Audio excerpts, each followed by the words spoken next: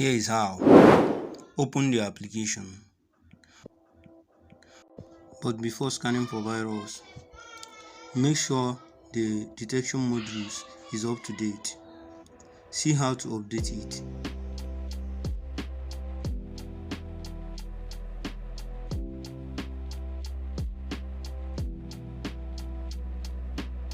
Now, after updating it, now click the scan device. It takes time to fully scan for virus, but you can minimize it by clicking the minimize button on your device. It is still okay, but always check the top bar if it's still scanning.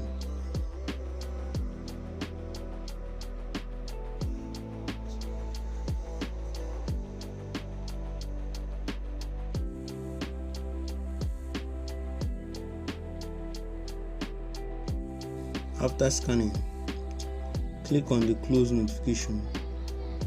Most of all, upgrade to premium to see the full protection. Know more about this antivirus. The link is in the description section below.